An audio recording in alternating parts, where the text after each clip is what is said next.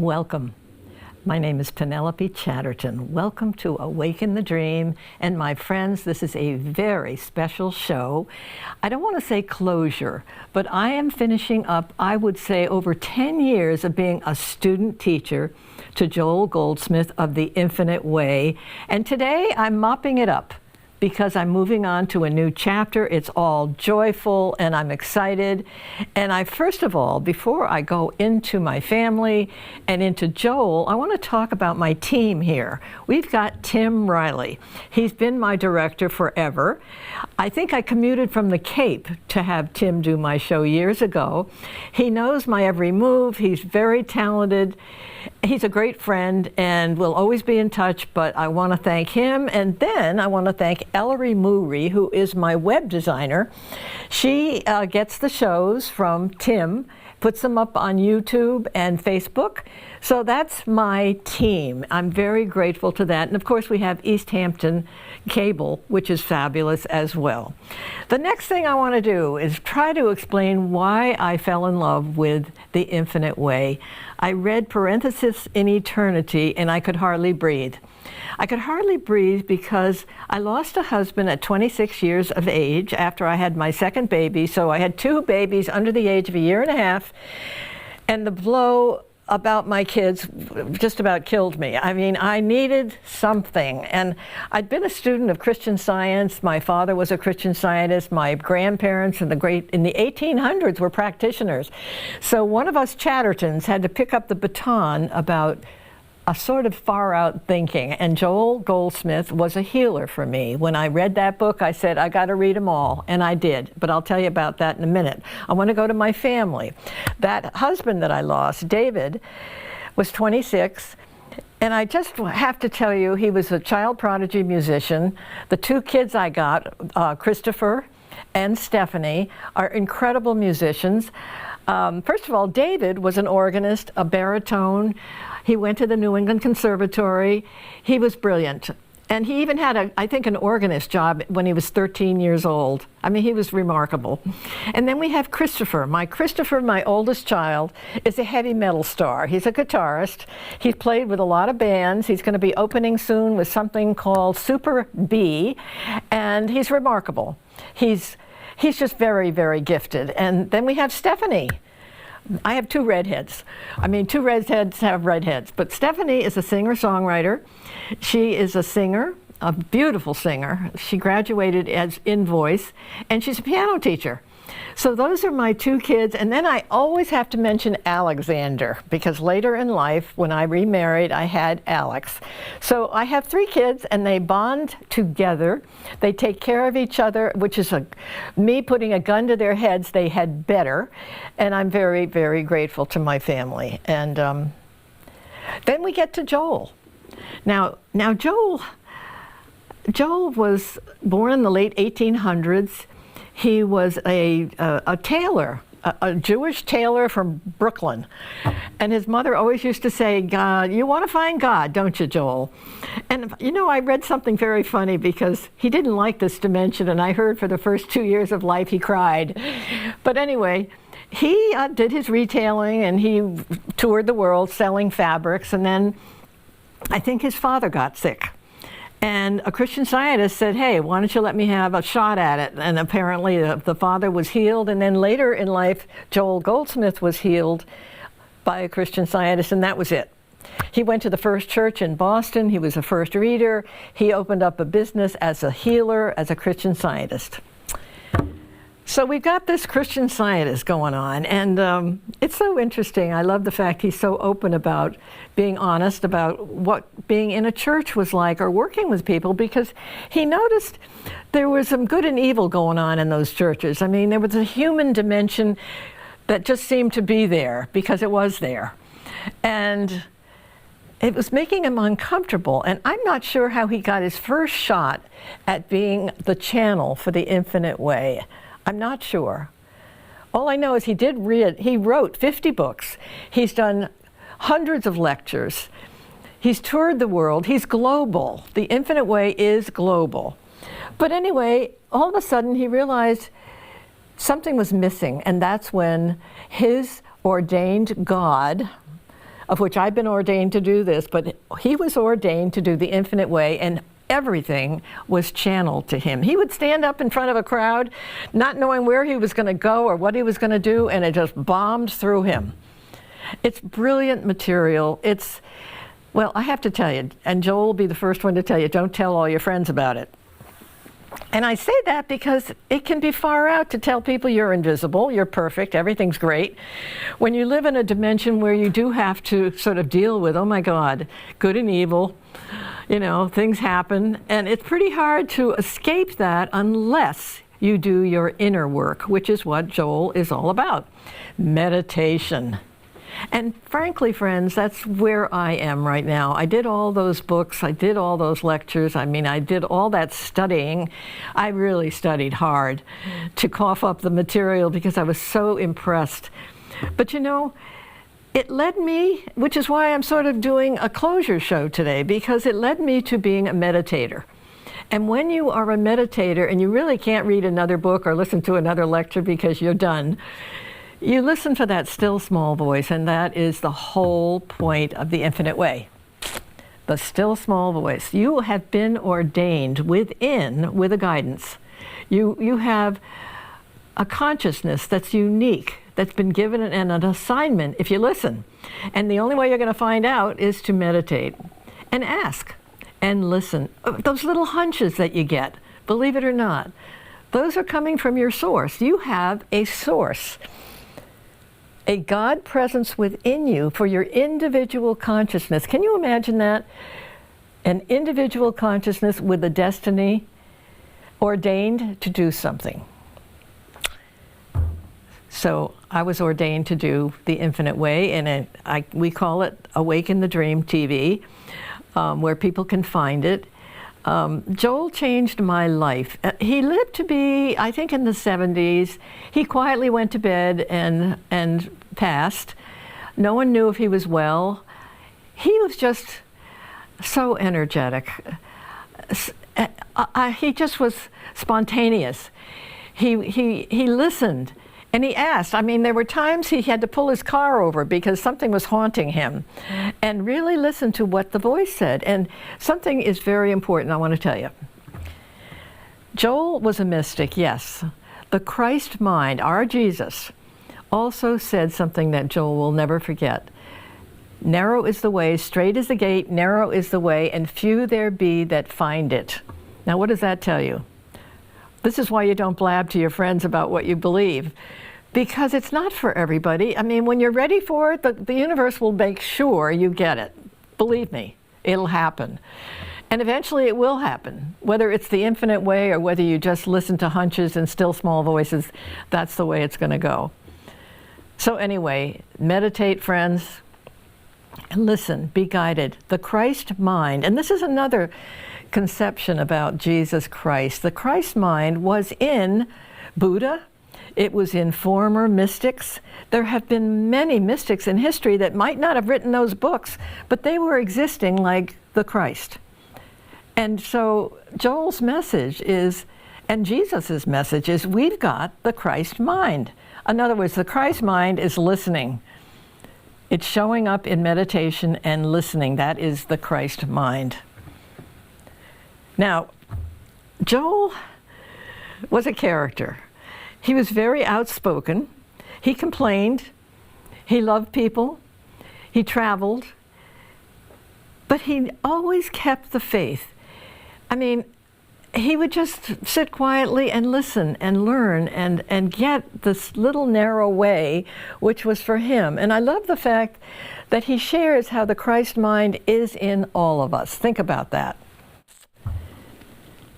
You have the power of listening, the power of actually accepting the fact that a little God energy is within you for your individual expression. You can be a janitor, you can be an author, you can be a dancer. It doesn't matter that you're a professional teacher or anything, or preacher. It doesn't matter about that. It matters that you see others as you. Okay, so you get it, that you're perfect, you're whole, the divine riches are within you. You know that, you learned that. The heavenly riches are all within you all the time. Now, I know the earth plane gets in there and you have to shoo it away. And I must admit, it's annoying. I mean, I'm shooing it away a lot, but it's also wonderful to know the truth. So here's your deal. Let's say you just wrote a book, a fairy tale. You're giving a presentation in a bookstore. All you have to do, no matter what your destiny is, or your mission, or your talent, maybe you're a singer, is see others the way you are. You see the perfection in everyone. You see the divine in everyone. The worst person you know, who may not have a clue as to how divine they are. You have a job. If you're going to help obliterate this plane with good and evil, that's what we're doing. We can do it with our hearts, with our thoughts, with our minds, with our souls. We can perceive the perfection in everyone in our life. Everyone. No exceptions. The worst person you know. I love saying that. So anyway, my friends, that's the job. No matter what your talent is, not everybody was meant to be a preacher. When I was on the Cape, it was interesting before I read that Joel book. For about 20 years, because I had the Christian Science background and the Methodist mother and the trauma that I had in my life, really, we all have trauma being born. I sat with many priests, rabbis, Buddhists. I mean, I was thrilled to be the hostess. And I was the hostess. And for 20 years, we kept putting those shows up until I read that book. Parenthesis in Eternity, that's it. I sat down and I couldn't believe it. Then I realized it was my turn.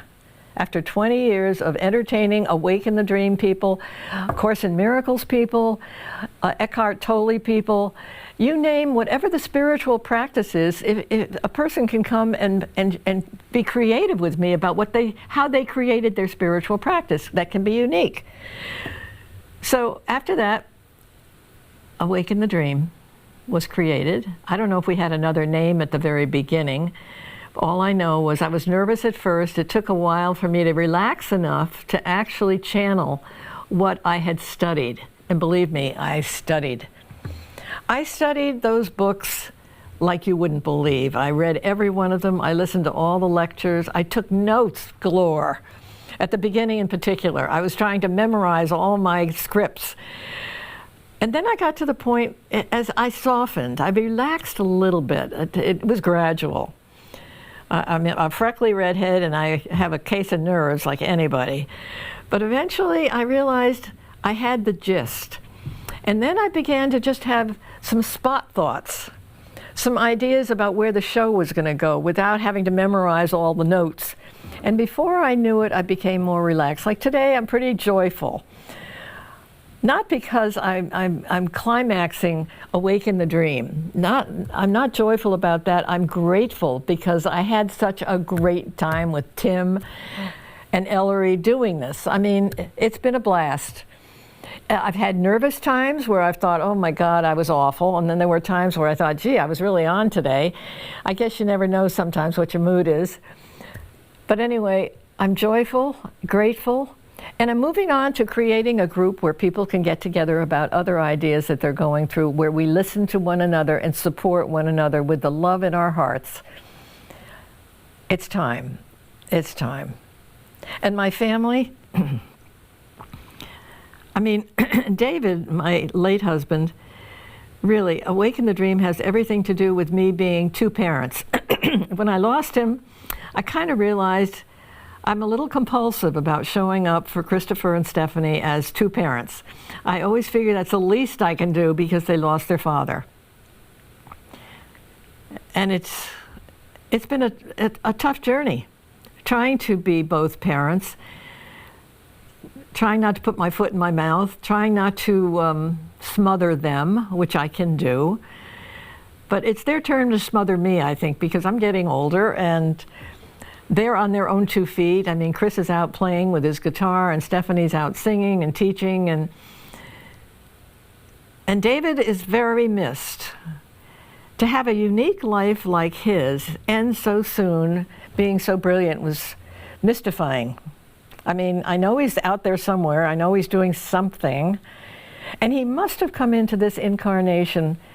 I mean, how do you come into this incarnation with being a child prodigy musician? I mean, you got to have done it before somewhere else, or you grew in another lifetime. And that's another thought about lifetimes. I've had some glimpses. I left my body when I was a teenager with someone I picked up on as a voice teacher who was a mystic.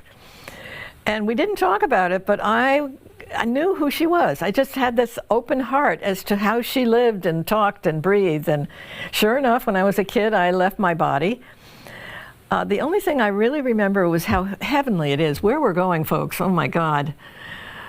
You don't want to come back. No wonder Joel cried for 2 years. I came back with a crash.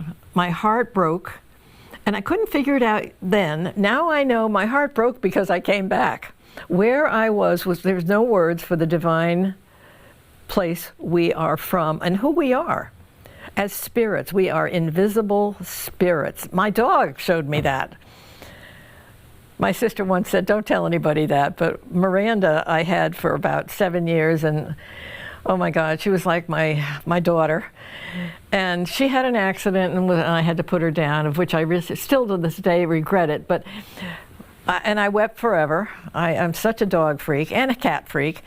But 7 days after that, I was uncomfortable sleeping, and I was told, my soul said, turn over. I turned over, and out of my back lifted this 2-foot energy, and it was Miranda. And I felt the whiplash going up to the energy, whatever you call that, going up to the ceiling. I felt her presence, and that's her devotion to me, where she didn't want to leave me, and to this day that makes me weep.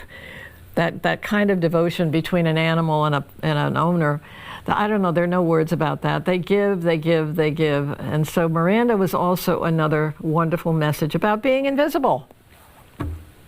So can you imagine, we lumber in these bodies, we carry on in these bodies, but our souls are invisible, and they can leave us and they can come back, and when we go, we're going to just zoom up to the ceiling and we're going to move on, and who knows where, unless you're so psychic that you can know that. Some people may know where they're going or where they've come from, but I think it's kind of, I think there's no accident. I had those experiences to be open to what I'm doing with Awaken the Dream, with the Infinite Way. I mean, Joel just said what I needed to hear, and Joel also let me be the student teacher of his work. It's never my information, it's always me teaching what Joel knew. He was brilliant. And I'm sure his mother was very happy he found God. So my friends, I give thanks. Even though I lost a husband, the pain that I went through opened me up. And pain and loss, we all go through it. I mean, if it's your own pet, if it's somebody in your family that had an accident, or a friend that passed away that you were close to, I mean, we all go through that. I mean, it's just the human scene. It's good to have a place to go and know people are whole, complete, and perfect all the time. Straight is the way, and narrow is the way, and few there be that find it. And I think you find it when you're ready to find it. You've hurt enough. You have to go within to your soul. You have to go deep within and share your heart with you. That's a very, very smart thing to do, friends. Open your heart in your prayer life. Let it all hang out, how you feel. Cry. It's healing. And you know what? You feel better afterward. Don't hide anything from you. It's critical. Loss teaches us a huge lesson. I mean, I'm sure there are people that deny loss or don't want to deal with it and may have to do it another time, but it opens doors. And it opens doors to new relationships. I mean, all of a sudden, before you know it, as you change and your heart is wide open, other folks come into your life. Another chapter comes into your life. Something new comes into your life. There are no surprises on this journey. No matter where you are, no matter what you do, new information and new relationships come. They just come into your life, and be surprised and love it and say, oh my God, guess what? I love this. We can talk. We can talk. Yes, I was also interested because I was raised in a Methodist church as well, which was great. It was very warm and loving, and it's the Christian Science in the old days. Sometimes they, there were some accidents that happened where maybe they could have gotten some help, but they were idealistic, and I don't know how they are today, to be honest with you. I'm not a Christian Scientist. I'm an Infinite Way teacher, and actually what I am is a meditator. And the still small voice is my life. And I can't say enough, friends, you all have an individual place to go within yourself. Open up and listen up. Oh, and there's one more person I want to mention. Diane Doheny was on my show centuries ago.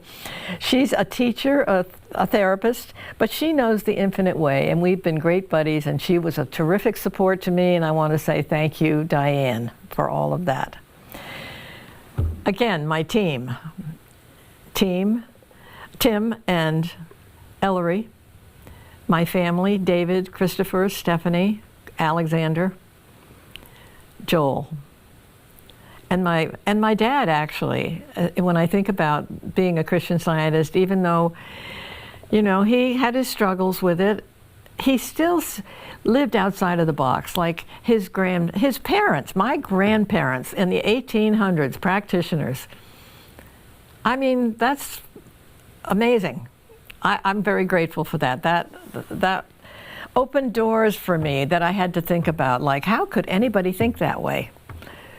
Anyway, my friends, I'm winding down because it's time, and I want to say thank you so much for listening and watching Awaken the Dream, and for really loving Joel Goldsmith. I can only encourage you to keep reading his books, listen to his lectures. You can always hear my shows again if you wanna, because he's what a gift. So again, I'm grateful to all of you. You're my friends, and you always will be. And thank you again for joining me on Awaken the Dream. Bye for now.